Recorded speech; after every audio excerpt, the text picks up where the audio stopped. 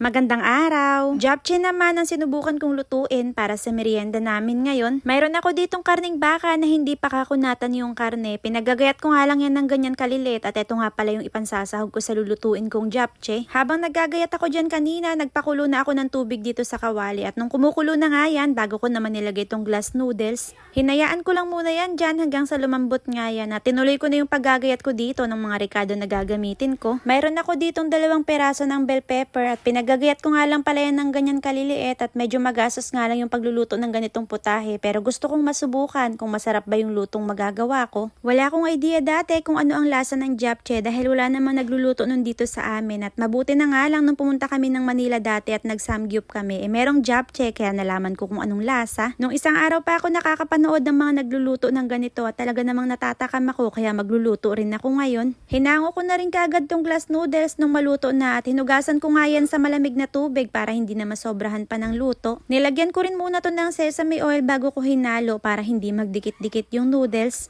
Wala akong nabiling shiitake mushrooms pero sabi nung nagtitinda masarap din daw ilagay sa japchae yung tengang daga at meron naman palang nabibili nito sa palengke. Ang tagal-tagal ko na naghahanap sa bundok ng tengang daga, meron naman palang nabibili nito sa palengke at tuyo na nga pala yan pero ibinabad ko lang sa tubig hanggang sa naging ganyan na nga ulit yung itsura. Isa nga pala itong piniritong itlog sa magpapasarap nga sa japchae at minadali ko na yung pagluluto niya, naging ganyan na yung itsura dahil paparating na yung ulan. Pagkahango ko ng piniritong itlog, hindi ko na hinugasan pa nga yung kawali at inilagay ko na rin kaagad dito itong tengang daga. Tinalo ko lang yan ng hinalo hanggang sa medyo maluto bago ko nilagay itong carrots. Hindi pa nga ako dyan natatapos sa pagluluto, umulan na kaya naman lumipat na lang ako dito sa loob ng kubo. Para magkaroon na rin pala ng konting lasa tong niluluto ko, naglagay na rin ako dyan ng konting asin at saka konting pampasarap. At nung mag-isa ko na nga yan, bago naman ako naglagay dyan ng sibuyas at pati na rin tong bell pepper. Sa mga napapanood ko nga pinaghihiwa-hiwalay nila yung pagluluto nito pero ako pinagsabay-sabay ko na at ganun din naman ang kalalabasan. Nung malapit na yung maluto, bago ko huling inilagay yung dahon ng sibuyas at konting luto na nga lang dyan, hinango ko na rin kaagad bago ko naman nilagay itong dahon ng kangkong. Hindi ko alam kung eto ba talaga yung inilalagay pero meron kasi akong napanood na dahon ng kangkong yung inilagay. Nagtimpla na rin ako dito ng mga pampalasa na ilalagay ko. Naglagay lang ako dyan ng oyster sauce, toyo, sesame oil, paminta at pati na nga rin konting asukal. Naglagay rin pala ako dyan ng pulot o honey bago ko naman hinalo ng mabuti.